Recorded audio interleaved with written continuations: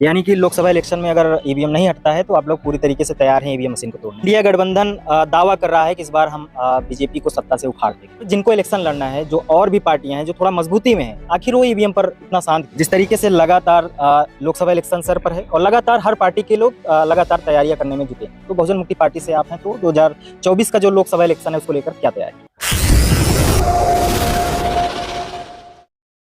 नमस्कार, जय भीम, सत श्री अकाल, जोहार। इस वक्त हम लखनऊ में हैं और लखनऊ में हमारे साथ एक साथी हैं। सर, आपका बहुत बहुत हमारे चैनल पर स्वागत है। जी, मैं धन्यवाद दूंगा आपके चैनल को कि आपने हमारा इंटरव्यू लेने का काम किया। सबसे पहले सर आप अपना परिचय हमें बता दें। मैं जावेद अहमद अम्बेडकर नगर से बहुजन मुक्ति पार्टी का पूर्व प्रत्याशी टांडा विधानसभा से हूँ। जी, जिस तरीके से लगातार लोकसभा इलेक्शन सर पर है और लगातार हर पार्टी के लोग लगातार तैयारियां करने में जुटे हैं, तो बहुजन मुक्ति पार्टी से आप हैं, तो 2024 का जो लोकसभा इलेक्शन है उसको लेकर क्या तैयारी? देखिए, मैं सबसे पहले सभी बड़ी राष्ट्रीय पार्टियों के बारे में बात करूंगा। वो कितनी भी जनसभा कर लें, कितना भी अपना दिखा लें कि हम इतने में हैं, कि रैली कर लें, बड़ी रैली कर लें, ये कर लें, वो कर लें, कि हमारे पास ताकत है, ये है, वो है, ये सारी चीजें बेकार हैं। जब तक वो बहुजन क्रांति मोर्चा और बहुजन मुक्ति पार्टी के लाइन पे नहीं आएंगे तब तक वो कुछ नहीं कर पाएंगे। क्योंकि जब तक ईवीएम मशीन है, आप कितनी भी बड़ी रैली कर लो, आपके लिए पब्लिक कितनी भी सपोर्ट में आए, लेकिन ईवीएम जब तक है तब तक किसी की अन्य की सरकार नहीं बनेगी। सरकार बीजेपी की बनेगी और ये ईवीएम के देन से बनेगी। इसीलिए बहुजन मुक्ति पार्टी के लोग कहते हैं कि अगर 2024 के लोकसभा इलेक्शन में ईवीएम मशीन नहीं हटाएगी, बैलेट पेपर से चुनाव नहीं हुआ, तो बहुजन मुक्ति पार्टी के कार्यकर्ता, बहुजन क्रांति मोर्चा के कार्यकर्ता, भारत मुक्ति मोर्चा के कार्यकर्ता ईवीएम मशीन तोड़ेंगे। और वो भी 15 लाख ईवीएम मशीन पूरे देश में हम लोग तोड़ेंगे। यानी कि लोकसभा इलेक्शन में अगर ईवीएम नहीं हटता है तो आप लोग पूरी तरीके से तैयार हैं ईवीएम मशीन को तोड़ने के लिए? 15 लाख ईवीएम मशीन तोड़ेंगे। जी, ये तो हो गई ईवीएम मशीन तोड़ने की बात। आप लोग सामाजिक संगठन के हैं और जिनको इलेक्शन लड़ना है, जो और भी पार्टियां हैं जो थोड़ा मजबूती में है, आखिर वो ईवीएम पर इतना शांत क्यों है? देखिए, जो लोग पूर्व में अपनी सरकार बना चुके हैं, जो मजबूत हैं, वो इतना घोटाला करके बैठे हैं कि उनकी हिम्मत है नहीं कि कुछ बोल दें। जैसे वो मुंह खोलेंगे ईवीएम पे बोलेंगे, वैसे ही भाजपा वाले, आरएसएस वाले ईडी भेज देते हैं। ईडी के डर से किसी भी राष्ट्रीय पार्टी के लोग रोड पर नहीं उतर रहे हैं, ना ही ईवीएम पर खुल के बोल रहे हैं। सब डरे हुए हैं, घोटाला करके बैठे हुए, पब्लिक का, जनता का पैसा लूट कर बैठे हैं। इसीलिए तो सभी पार्टियों के लोग ना युवाओं की बात कर रहे हैं, ना विकास की बात कर रहे हैं, ना शिक्षा की बात कर रहे हैं, ना नौकरी की बात कर रहे हैं। सिर्फ बोल रहे हैं कि हम जीत रहे हैं। कैसे जीतेंगे नहीं कोई बता पा रहा है, और जीतेगा कोई नहीं। इंडिया गठबंधन दावा कर रहा है कि इस बार हम बीजेपी को सत्ता से उखाड़ देंगे। जब तक ईवीएम मशीन है तब तक कुछ नहीं कर पाएंगे। ईवीएम पे जब तक इंडिया गठबंधन के लोग नहीं बोलेंगे, जमकर विरोध नहीं करेंगे, तब तक कुछ नहीं कर पाएंगे। कुछ भी कर लें ये लोग। क्या ईवीएम के ही दम पर बीजेपी 400 के पार का जो दावा कर रही है उसकी देन ईवीएम है? मैं 400 नहीं, मैं कहता हूं ये 1400 भी आपको डिस्प्ले पे दिखा सकते हैं ईवीएम के जरिए। 400 तो कम ही बता रहे हैं। जी, तो बहुजन मुक्ति पार्टी की क्या तैयारी है लोकसभा इलेक्शन को लेकर? देखिए, अभी बहुजन मुक्ति पार्टी जो है 11 या 12 मार्च को ऐलान करेगी। जो 80-85 छोटी छोटी पार्टियों से हमारा गठबंधन हो चुका है, जिनमें कुछ क्षेत्रीय पार्टियां, जिनके कई कई विधायक भी हैं, उनसे भी अपना गठबंधन हो चुका है। 11 या 12 मार्च को हमारा ऐलान होगा। लेकिन हमारी पहली प्राथमिकता है जी, कि बैलेट पेपर से इलेक्शन करवाया जाए, और नहीं तो हम इलेक्शन में तोड़ेंगे ईवीएम मशीन। चाहे जेल जाना पड़े, चाहे गोली खानी पड़े, लेकिन तोड़ेंगे जरूर।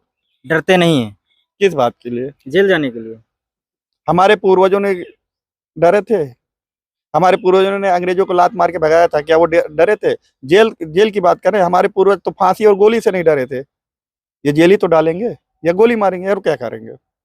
अभी मैं रास्ते में आ रहा था तो लोग भी रास्ते में चर्चा कर रहे थे, बीजेपी के फेवर की बात कर रहे थे कि मोदी जी ने मंदिर बना दिया, मोदी जी ने ये कर दिया।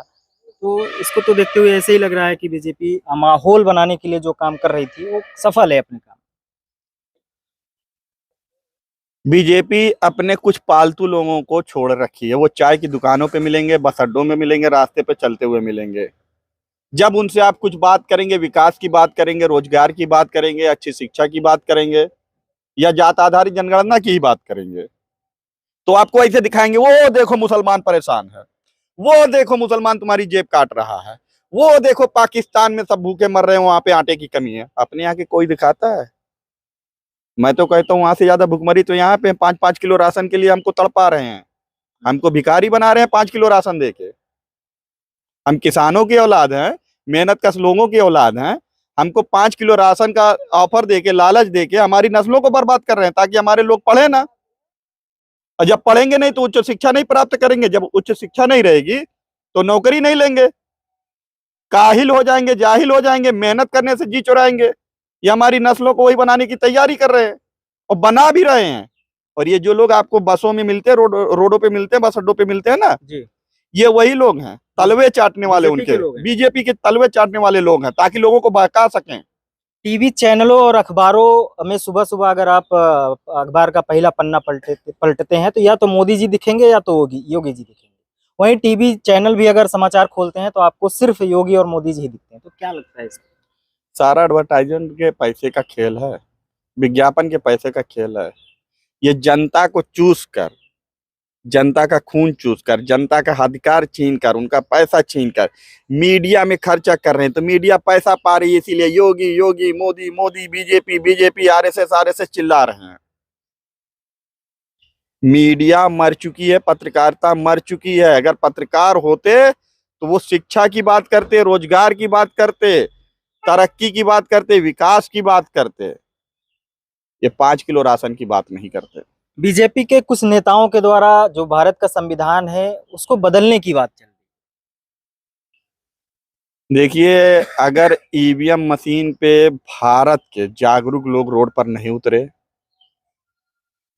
तो ये अंदर अंदर से संविधान तो बदल ही रहे हैं। बहुत से ऐसे कानून हैं जो बदल दिए गए हैं। अब जैसे आप देख लीजिए, सभी सरकारी कंपनियों को बेच दे रहे हैं, चाहे वो रेल हो, चाहे भेल हो, चाहे वो एरोप्लेन हो, इंडियन ऑयल हो, यहाँ तक कि डाक खाने, पोस्ट ऑफिस को भी बेचने की बात हो रही है, बैंकों का निजीकरण हो रहा है। ये धीरे धीरे इसे बेच के सब कुछ खत्म कर देंगे। और कुछ लोग चिल्लाते रह जाते हैं कि संविधान को हाथ लगाएंगे, हाथ काट देंगे। मैं तो कहता हूँ वो संविधान को हाथ भी नहीं लगा रहे हैं, अंदर से वो संविधान मिटाने की कोशिश कर रहे हैं। हमारे लोग बिना हाथ लगाए संविधान को खत्म करने का काम किया जा रहा है। जी हाँ। तो किस तरीके से बीजेपी को सत्ता से उखाड़ फेंकने के लिए जो हम बात करते हैं, जो सामाजिक संगठन के लोगों के द्वारा और आप लोगों के द्वारा बात की जाती है कि हम बीजेपी को सत्ता से उखाड़ फेंकेंगे और बहुजन राष्ट्र कायम करेंगे, तो ये कैसे हो सकेगा? देखिए, जब तक सभी पार्टियां एकजुट होकर, सभी विपक्षी पार्टियां एकजुट होकर ईवीएम पर नहीं बोलेंगे, सड़कों पर नहीं उतरेंगे, ईवीएम मशीन को नहीं तोड़ेंगे, तब तक कोई भी प्रयास या कोई भी बात कहना सब बेकार होगा। सब नाइंसाफी आने वाली नस्लों के लिए। आने वाली नस्लें हमारे ऊपर थूकेंगी कि जब भारत का संविधान बदला जा रहा था, संविधान के साथ खिलवाड़ हो रहा था, हमारे हक अधिकार छीने जा रहे थे, तो हमारे पूर्वज क्या कर रहे थे। जैसे आज हम अपने पूर्वजों पे नाच करते हैं कि हमारे पूर्वजों ने प्रयास किया था, अपनी जान की बाजी लगाई थी, तब मुल्क आजाद हुआ था। हम अपने पूर्वज पे गर्व करते हैं, फख्र करते हैं, लेकिन हमारी आने वाली नस्ल हम पे थूकेगी। जी, बहुत बहुत धन्यवाद आपका। हमारे साथ थे बहुजन मुक्ति पार्टी से साथी, आज हम लखनऊ में हैं। जिस तरीके से चर्चा हो रही है, लोगों के अंदर आक्रोश है कि बीजेपी को अगर सत्ता से उखाड़ फेंकना है तो सबसे पहले ईवीएम को फोड़ना होगा। बने रहिए बहुजन प्लेनेट के साथ। मैं एल के शर्मा नंदवंशी, बहुत बहुत धन्यवाद।